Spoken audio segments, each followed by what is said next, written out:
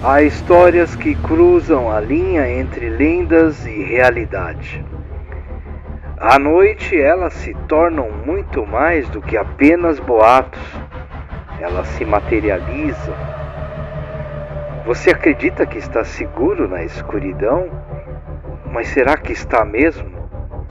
Hoje, vamos explorar histórias reais que são contadas como lendas urbanas. São contos de horror e mistérios que ainda ecoam nas cidades onde ocorreram, desafiando a razão. Será que tudo isso não passa de superstição ou há algo muito mais sinistro por trás?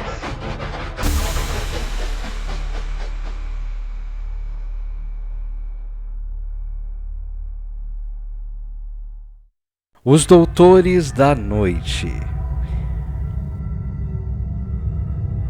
Nos anos de 1800, na Escócia, uma história terrível começou a se espalhar. Circulava um boato que doutores da noite raptavam corpos para vender a faculdades de medicina.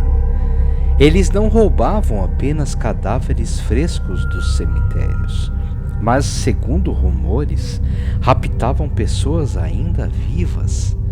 O medo cresceu a tal ponto que famílias passaram a montar guardas em túmulos recém-escavados para evitar que os corpos de seus entes queridos fossem levados.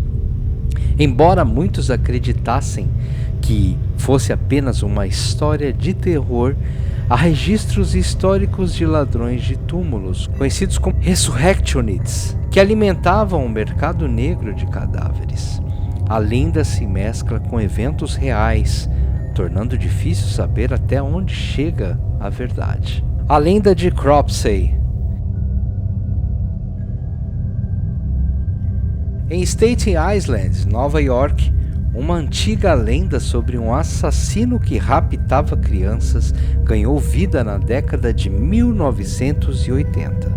Cropsey, como era conhecido, foi por muito tempo apenas uma história que os pais contavam para assustar os filhos.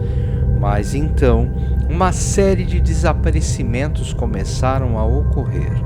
A investigação revelou que um homem chamado André Hand, um ex-funcionário de uma instituição mental, foi acusado pelos sequestros.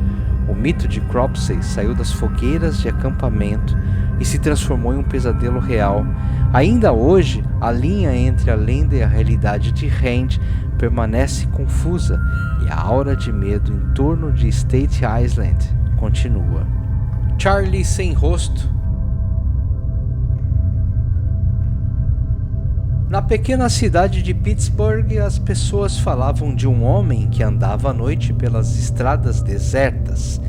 Seu rosto desfigurado inspirava medo em quem o avistasse, e ele logo ganhou o apelido de Charlie sem rosto.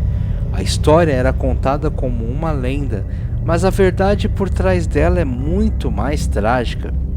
Raymond Robson, o homem por trás da lenda, sofreu um acidente elétrico na juventude que o deixou gravemente desfigurado em seu rosto. Apesar do terror que sua aparência causava nas pessoas, ele era conhecido como um homem gentil que à noite caminhava pelas estradas para aliviar o assédio diurno.